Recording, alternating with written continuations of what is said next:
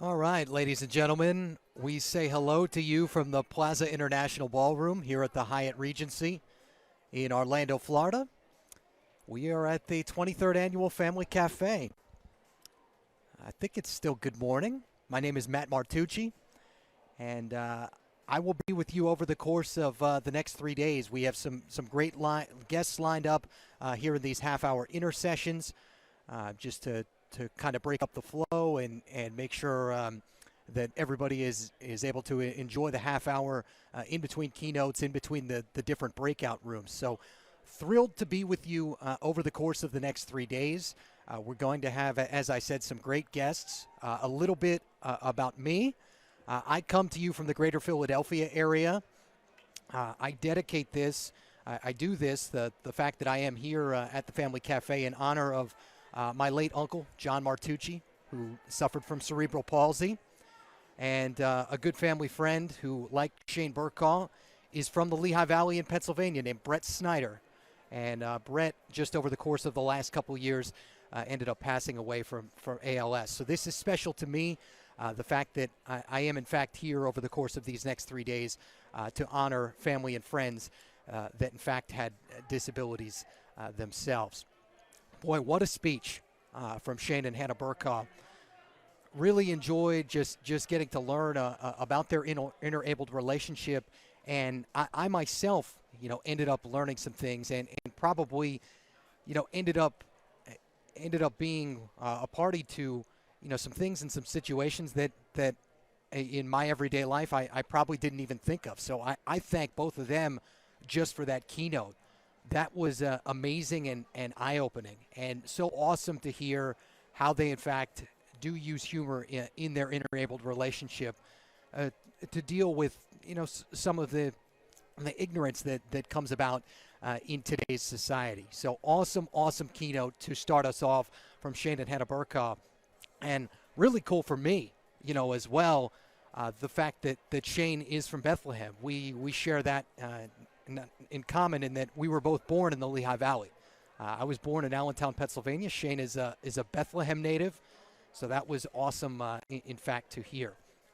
But over the course of the next 3 days, some of the guests that we are potentially going to hear from over the course of this next half hour from the board of directors, the Family Cafe. There's a chance that Ana Maria Rodriguez, Florida State Senator, might stop by. Joe Mccann, who is the policy manager for the Family Cafe, also a potential guest. And I'm not sure about Shane Burkaw's schedule over the course of this next half hour or so, but there's a chance that we might, in fact, get to hear from Shane as well.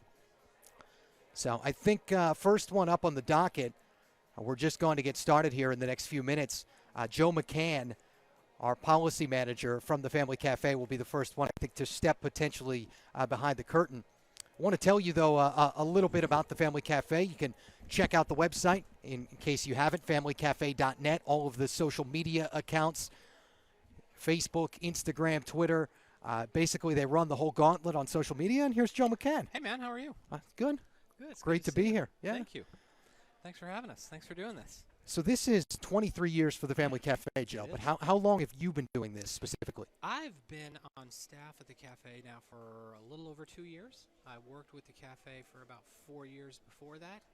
So it's been a little while. This is probably my 7th or 8th cafe coming. I'm going to do a little broadcasting trick here and move this up, move that up a little closer to your mouth. And let me just say also, Senator Ana Maria Rodriguez from Miami is going to join us here in a moment. Good.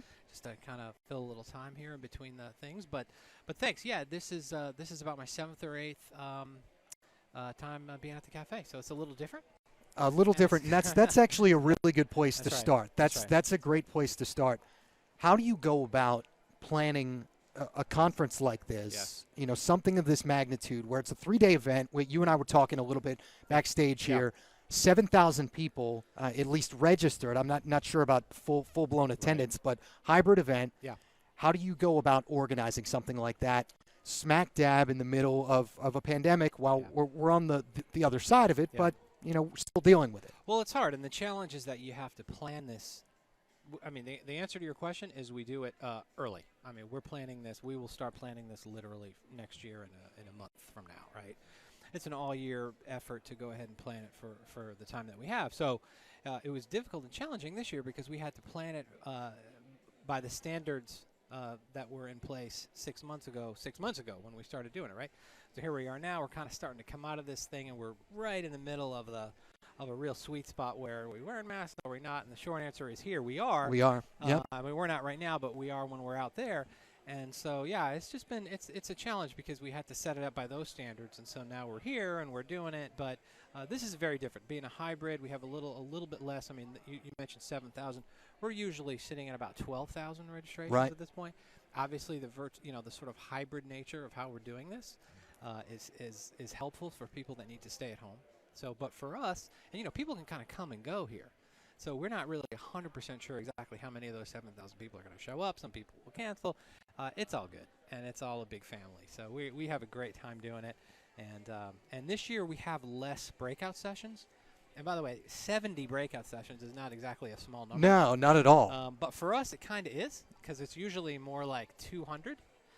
200 breakout sessions all over the hotel, literally in small rooms and all this. And here we have, 7 actually going on at all times in 7 larger rooms. So yeah, we're learning as we go, and we're making it happen. And the important thing is we're able to be together, and to get together and provide the information and the fellowship and all that we do here at the Family Cafe. In addition to number 24, which as you said, about a month from now you'll start the planning. Yeah. What else is on the docket coming up, kind of for the Family Cafe? Yeah. Well. We do a lot of things at the cafe. This is obviously the main thing we do, but we have the youth conference every year. That'll happen in August. Just had the Women's Summit, right? Yesterday. Summit. One of the things that I work on is the family-run organization movement. We had that virtual pre-con yesterday as well with an author named Joan Gary. She was fantastic. It was really helpful for the nonprofit leaders. We started that about 5 or 6 years ago. We've had pre-cons every year with the FROM. We call it FROM. And we started it in November of 2019, and we get family leaders from around the state to kind of get together. And a lot of these family-run organizations, everybody has kind of one thing they need help with, be it fundraising, board membership, all those things. And these organizations are so important because they really fill the gap with the service that people need in the state. We have over 20,000 people on the waiting list for the home and community-based waiver. Wow. That's about to get a little better, by the way, because this year 3,000 people are able to come off that waiting list. That's so we're amazing. Really excited about that. And Senator Rodriguez, if she joins us here in a little bit, can maybe talk about that because she was a big part of that, and as was Governor DeSantis, so we appreciate it. But these small nonprofit family-run organizations fill a lot of those gaps, and so we try to provide them with the information that they need to be as successful as they can. So we have the FROM thing as well, and as you know, we have just a multitude of sessions coming on not only this afternoon but also for the rest of the weekend and Sunday. And so this time we're usually finished on Saturday night with our dance. No, we're going the whole weekend this time. But this time we're going the whole weekend, and we're kind of sad we can't have the dance. That was a little bit, that was just a little too close for when we were putting it all together. So. And one of the additions, I think I noticed that you and Jeremy Countryman have started in the last year or so. There's now a podcast, right, as well? We do. Yeah, we've done a podcast. That's been really fun. Jeremy and I have a good time doing that. We've had a bunch of really interesting podcasts. We've had some on advocacy. We talked about COVID. I'm trying to think of some of the other ones we've done.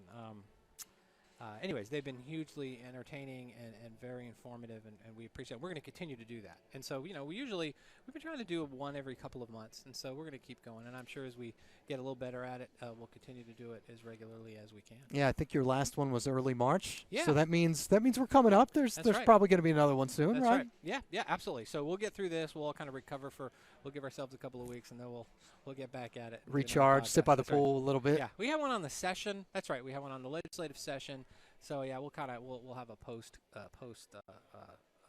cafe podcast. Well, looking forward to this whole weekend. This is a great way to get started. I forgot to ask you what you thought about our keynote. How great were Shannon and Hannah? They were awesome. So good. I mean, that's the beauty of this thing, man. You just get to hear from such interesting people who have such great perspectives.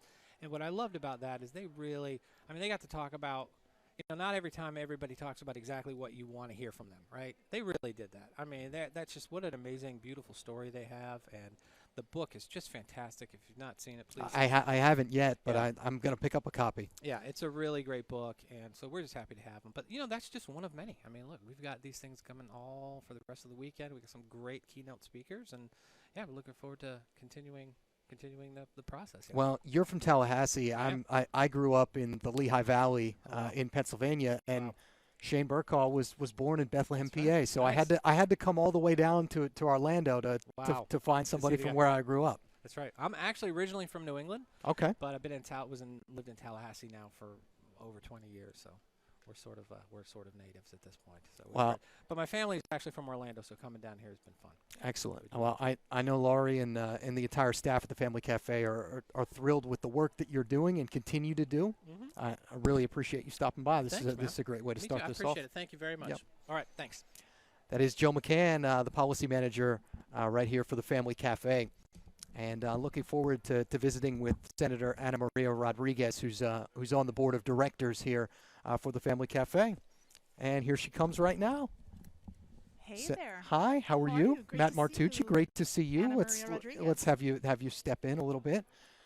Now you were on the board of directors for the Family Cafe. Yes. That's the first place to start. How did you get hooked up with such a wonderful organization that advocates for so many great people? So I'm currently a state senator here in the I- state of I know Florida that. for Yep. District 39. That's right. I used to serve in the Florida House of Representatives for a couple of years, and I was a city councilwoman back in Doral for 8 years. And I have a dear friend who's currently a board member. Her name is Angelita Salado. And so when the vacancy came available, she said, "Hey, Ann, I think you'd be great for Family Cafe." And I said, "Okay, sure." I looked into the organization, the history, what they do, and I loved it. I fell in love with the mission, the members, everyone that just participates. It's such a great organization, and I'm honored to serve on the board of directors. Now, what exactly did there might be people that that know exactly what this entails, but for somebody like me that's just getting familiar with the Family Cafe, what does being on the board of directors entail? What are you responsible for in terms of planning and how things move forward? So we are required to participate in our monthly board meetings. Obviously, we want to make sure that everyone that serves on the board is actively involved. Once you're here at the conference, we are expected to work at different shifts throughout the 3 to 4 days that we're here.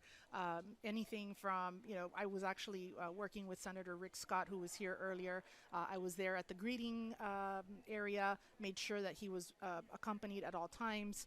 I'll be standing in the hallways, making sure that people find their way to the correct meeting rooms tomorrow.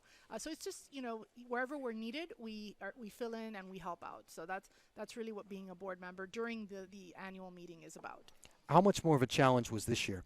I mean, I know I don't think I've met any person in pretty much any walk of life that hasn't been affected by the last 14 or 15 months. Yes.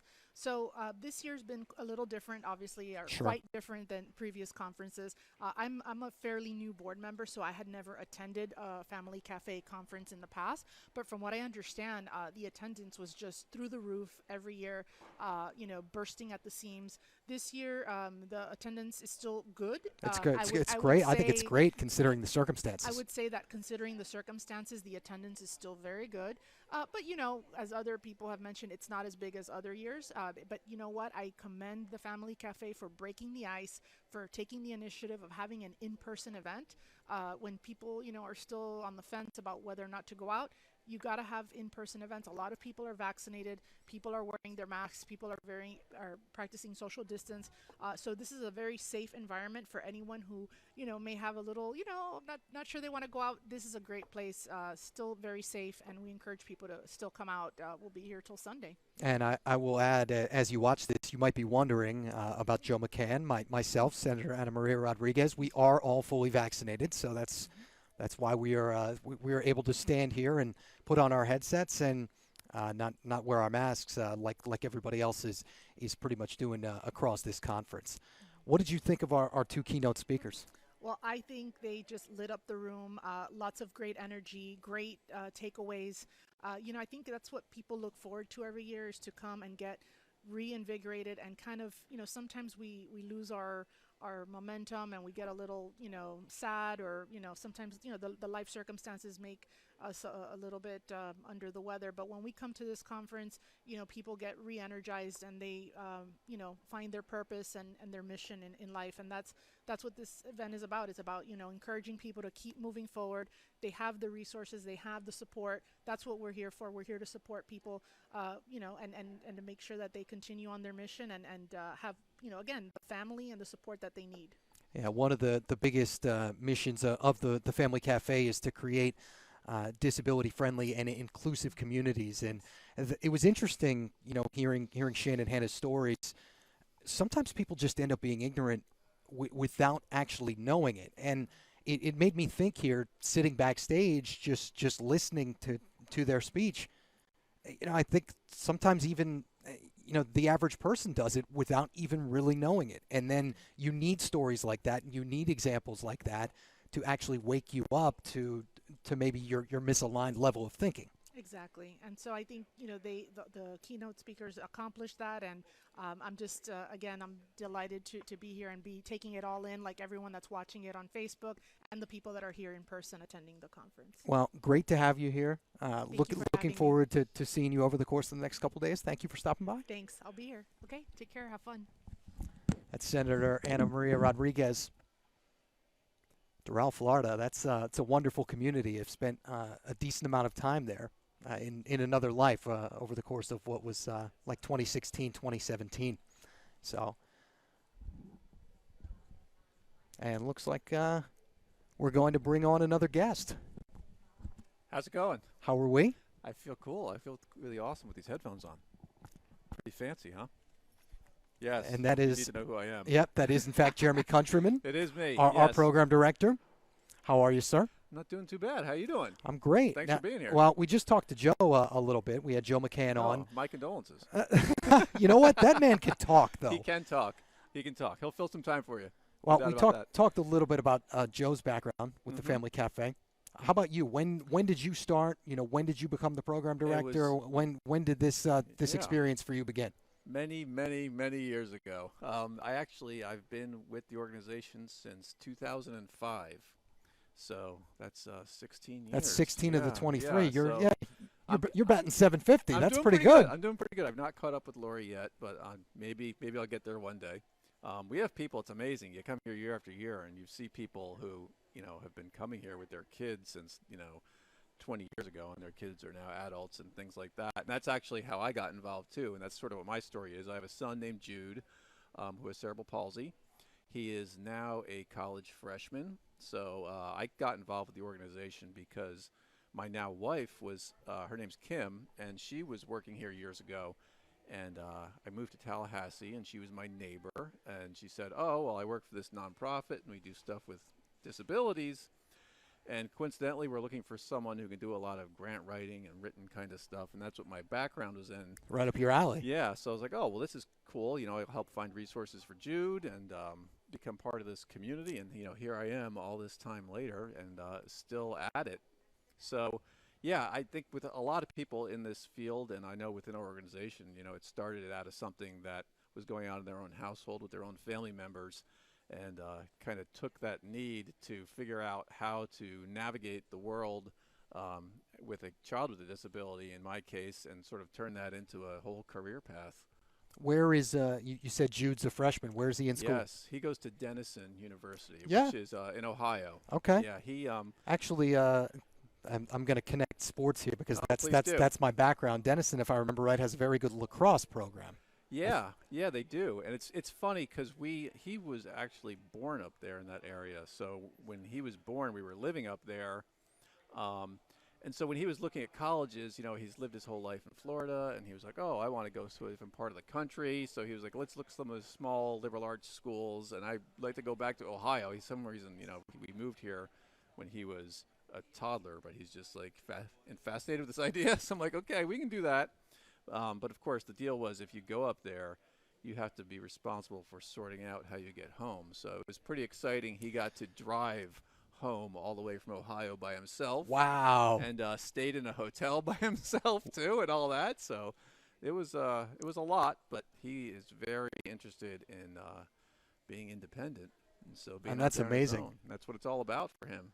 Well, I mean, so Jude was a big part of the reason that you got involved in the Family Cafe. You think back to when you first joined and when you first came on board on staff. Yeah. Obviously, I'm sure with the way the technology has evolved, there are probably some monumental differences in terms of how you operate. But what are some of the the biggest changes that you've seen in the 16 years?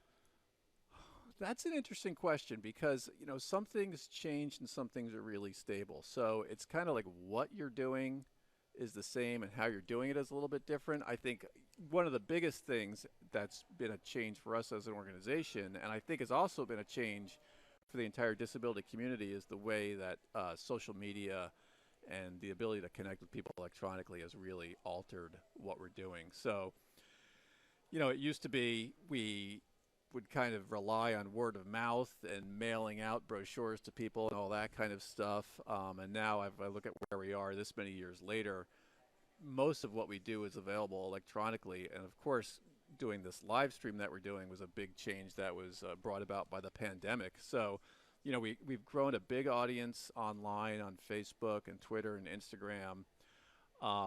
We also, as you've seen, we have a 100-page long printed program. I reviewed it quite a bit over the last few days. I'm sure you're deeply familiar with it. I spend a lot of time with it because part of my job is putting that together and copy editing it. And of course, when you copy edit something, you finally get the final printed product and you find a mistake in it, and then you beat your head against the wall. That's right. The tradition there every year. But we also now have a smartphone app, which is really cool. So you can come to the conference. You can find out everything that's going on without having a piece of paper in your hand the entire time. And you can also stay connected with us throughout the year. All the social media, yeah. Saw that. And, but in terms of the things that have been consistent, this event really, to me, the content is excellent, and there's a lot of information and resources you can find. And that's, of course, highly useful and essential. But the part of it that you get when you come here is that sort of organic interaction between people.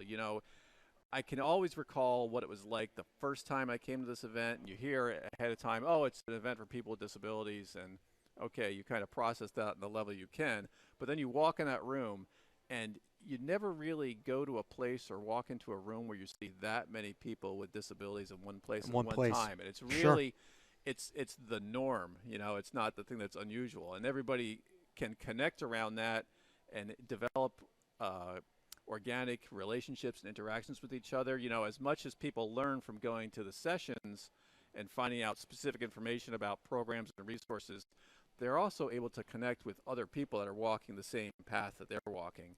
And that kind of peer-to-peer aspect of the event is really important. And, that's been part of it since we started doing the first one in 1999.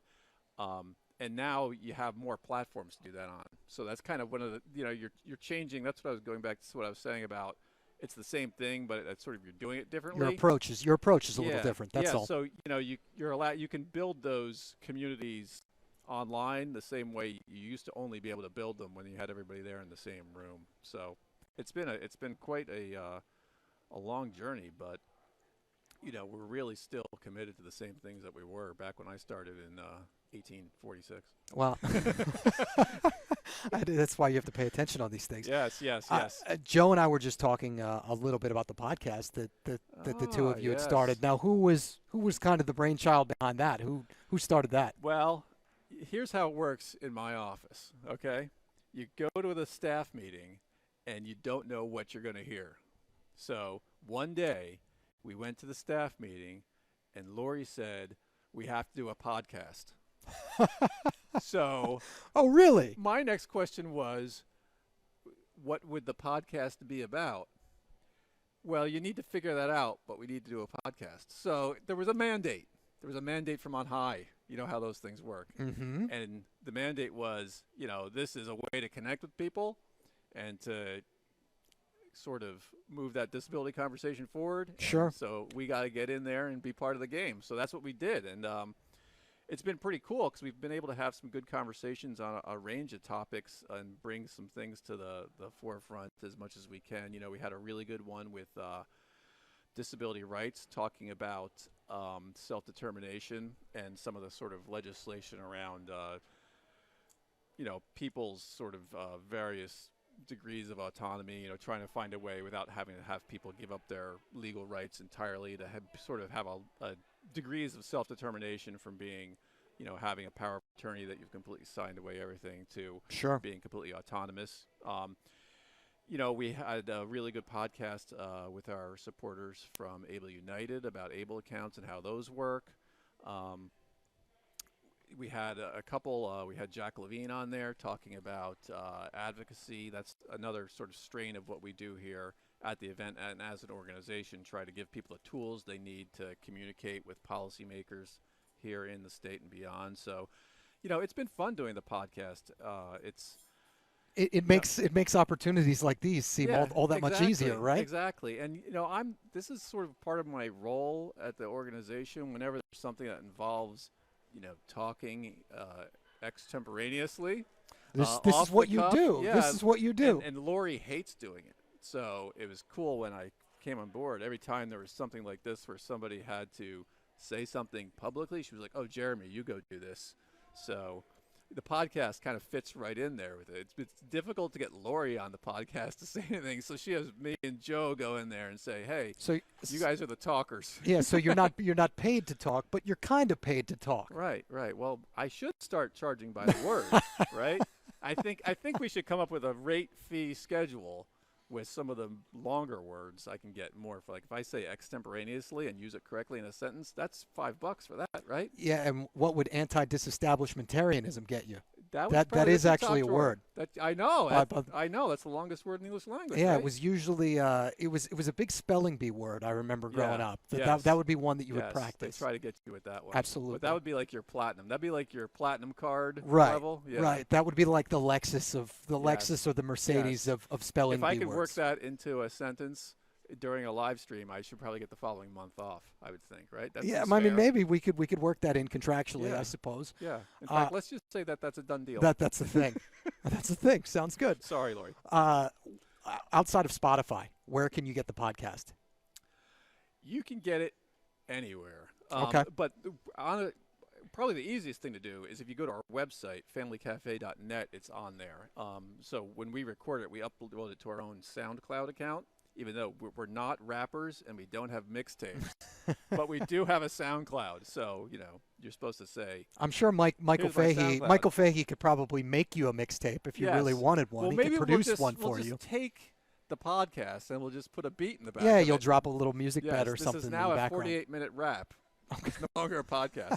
But yeah, if you go to our website and you go to the news section, you can actually find all the podcasts there organized in one category, and you can, get access to it that way pretty easily. And that's something that we do, in fact, want to highlight. Jeremy just mentioned familycafe.net, of course. The website, not only can you donate, you can find information on volunteering, you can find news about the organization. What else is there? There is everything. Everything you could possibly want about the Family Cafe. Well, you also can, everything that's going on throughout the year, we kind of go on this regular schedule of like, this is when the program comes out, this is when we're looking for exhibitors, this is when we're looking for presenters, all that stuff is on there. And your registration is on there as well. The registration's on there, the online registration. There's also information about some of the other programs that we have that are part of the organization as a whole. We have a regional demonstration center that's run through FAST, which is the Florida Alliance for Assistive Services and Technology. So they have basically these assistive technology demonstration centers around the state.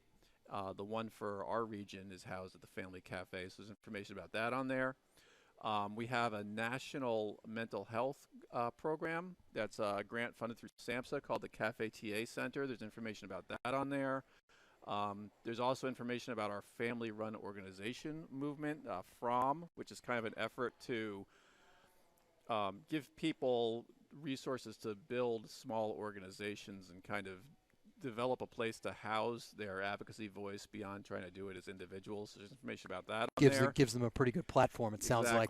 Exactly. And that's one of the pre-cons that we had going on yesterday. And in a normal year, we'd have all these pre-cons here on site on the Thursday. So this year it was virtual, but it should be back to live next year, I would expect. So really, anything that's happening at the Family Cafe, it's going to be there on that website. So, it's worth visiting, and it's definitely worth signing up for our mailing list, because that mailing list, that's gold. Well, 16 years doing this, and as not always as the program was it always as the program director? I can't remember. Can't remember. It's been that long. It's been program director for a long time. Yeah. Over a decade and a half of doing this, Yeah. you get to see the responses firsthand when folks attend this conference, and what they come back with in terms of products, and just in terms of connections with other families, and just the ability to better their families and those in their families with disabilities on the whole. Right. What are there any that really stand out when you think of examples over the years of folks that were really impacted? I mean, I was just getting ready for this, sitting here backstage. The best part about listening as people walked in was the interaction of folks that have been here before and have seen each other here at this conference before and didn't get the chance to do that a year ago. So just the fact that we're back was amazing to me to hear the laughter and the smiles and the, hey, how you doing? It's Right. great to see you. We didn't get to do this a year ago. Right. Yeah. That's, people have asked me, oh, what's the biggest thing that you missed or that you value about the conference? And, I can point to individual examples of people finding out about things, but it's really that organic interaction, that networking you get with, the people develop relationships over the years. You see kids, like I mentioned at the top, you see people come in, oh, here's my 2-year-old who I just discovered has a disability. I don't know what to do. And then you turn around like, oh, here's this kid. 1, 2. You've known him this whole time, and now he's in college or what have you. So that part of it is especially valuable. But, every year you hear families say, oh, there's this resource I didn't know existed, or I got to talk to somebody from the Department of Education, or I found out what an ABLE account was, or someone from Social Security was here and explained these benefits to me. We have all the state agencies here and connecting Testing people 1, with 2, those kinds 1, of 2. things. It's 1, 2, really, 3. Is that okay? central to what One, we're doing. two. And the other thing that I think Yeah. is important to right note there. is that Hey, 1, 2, what we're 1, doing 2. is really driven by the Right there? feedback Okay. we get. So Great. if you're out there watching, if you have the app, if you got a packet in the mail, there's a form in there where people can fill out what we call a report card. Sure. So you get to grade us. But one of the aspects of the report card You is we get ask an people- A based on this Yeah. conversation. Yeah, do I? Thank Yeah, you. yes. Thank you. I was just looking for a pass-fail type situation. So an A You were- is a you were- bonus. You were going to audit the class. But we love that feedback, so please, we decide what to include and what to emphasize and what to try to get next year based on the feedback we get. So if you're out there in the audience, please do share that feedback with us. Well, looking forward to seeing you over the course of the next couple days. That's Jeremy Countryman, Program right. Director here for the Family Cafe. Thanks very much. 16 years here. This is my first year at the Family Cafe. Already enjoying the experience, folks. So this is hopefully the first of potentially many for me. FamilyCafe.net. Once again, if you want to check out opportunities for volunteering, if you want to donate, if you want news about the Family Cafe itself. And we are going to check in with another guest. Josue Tapia, Yes, that's me. and it is Josue, right? Yeah, you could say Josh if it's easier. No, I had an older brother with a football teammate. His name was Josue, so Okay, I it's fine with me. remember it. Okay. So, Family Cafe Youth Conference member? Yes, I'm part of the Florida Youth Council. Yeah. It's a branch off of the Family Cafe. Been with them for about 13 years. It's a group of youth and emerging leaders from different parts of the state of Florida, between the ages of 15 to 30, different spectrum of disabilities. So what we do during these conferences, we have this one, which is being the Family Cafe, and then we have the other conference, which is the Youth Summit in August. Well, this year will be in the end of July, 30th and 31st. When we get together, we talk about the different things going on in our counties and school systems, different things like that, because we do have different age groups and whatever, and things like that. And literally, we just try to see if we can make a difference in each other's lives, between talking about transportation, education, relationships, just day-to-day life things, just being around disabilities that are not yours and communicating your worries, fears, and things you want to accomplish is a really cool thing. Absolutely. And what's the thing, in all the years that you've been involved with the Family Cafe, what are the couple of things, you talked about, just the impact it's had. Are there specific examples, of stories or of people you've met over the years that really stand out? Um, I could say me being a big football fan, there was one year that Dan Marino came, Oh my God, that's amazing. and I didn't know that he had family that had disabilities. And me coming, my background's from Puerto Rico, so I came here, and the spectrum over there is everyone goes to one school. There's no government agency or anything that helps you. So I came here, and I was fangirling first because it was Dan Marino. Absolutely. But then he got on stage and he started talking about his family and his struggles, and you're sitting there thinking about this is a millionaire talking about how he took care of his family and how this event, something like this, means something to him, and you feel like you being in the bottom and someone so far off the top. It was a really cool experience, and then meeting different governors, different points of views is another thing that's really cool. Them coming on stage during the conference on disabilities, and they one of the things that's crazy in the political spectrum is sometimes when people don't get their opinions out, but the governors come here and they take it, and they'll take questions. And Yeah, I mean, yeah, Rick Scott was here speaking earlier. We're going to have Ron DeSantis later tonight. yeah, it's a cool experience, especially for like a community that sometimes feels that they're not heard. It's cool to feel like they come here to where you're meeting up and they want to listen to what you got to say. As you've gotten older, Josue, how do you think that's changed? In terms of the disability community having more of a voice. Honestly, the social media movement, it's the biggest difference. When I started, there wasn't even much of a big thing on Facebook and stuff like that. For instance, like being able to live stream, that wasn't a thing. What, 5 years ago? Sure. So look at it with the coronavirus and everything happening. We have people who couldn't come because of different ailments and stuff, and they can still participate. That being as long as I've been on the council, years ago we would have been like, oh my God, those people they didn't attend, they missed out. But we still have avenues that they could still be here and they could still share and experience it with us. So that's to me, one of the bigger, just mixing social media with disability awareness. I thought that was something that it couldn't be done, but it's really cool to see that and how Cafe has embraced it and it's grown to this how it is right now. And as we talk to Josue, that's a good place to tell you if you're live streaming right now on Facebook, and hi to all of you, whether you're here in person or whether you're watching virtually. We are at the Hyatt Regency in Orlando, the International Plaza Ballroom. We're so glad to be there here day one of what is going to be 3 for the 23rd Annual Family Cafe. And if you are on Facebook, it means that you have access to the Family Cafe Facebook page. So if you haven't done so already, click that like button, and that will get you access to all of the Family Cafe's latest announcements and news and everything that's going on regarding the conference. So we're pumped about the weekend. What are you most excited about over the course of the next couple days, Josue? Honestly, it's just mingling with everyone. It's been almost 2 years that I get to talk to my fellow disabled community. Yeah, how great is that? Yeah, there's no one's gonna stop me from talking today and this weekend. That's all it is. It's just mingling and socializing, because there's nothing worse than feeling like your health or your ailment keeps you from socializing, being able to do anything out because you're afraid of something. And now we're in this controlled environment that we could just unwind and talk about 2 years of everything and how we were pent up. And it's one of those things, and ain't nobody stopping us from talking this weekend. What was the hardest, other than just being confined, for you? That's something that we're going to talk about quite a bit over the course of the next 3 days. There is a breakout room here at the Family Cafe specifically on mental health and how the pandemic I believe has obviously affected that.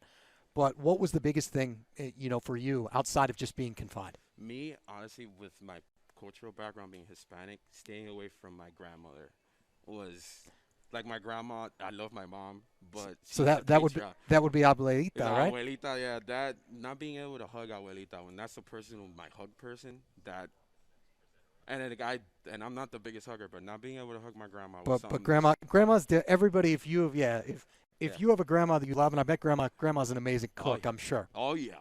The lady don't speak a word in English, but she'll cook you anything in English, Spanish, language she wanted to be. It'll be delicious. So yeah, that now that everything happened, because her being in Puerto Rico too, we moved her over here. She got the shot, and once everything was good, that's the first thing we all did. Just squeezed her so hard. It was almost a year and a half, and it was rough. That the family thing, it was because there was no preparation for it. It was just ripped away from you, and us in this faction, we like physical interaction is everything for us. And when you take that away too, and you confine us, it just sucked. Well, big hug to Grandma. Thank you for stopping by, spending a little Much time with us, appreciated. and enjoy the weekend. All right, thank you. Yeah.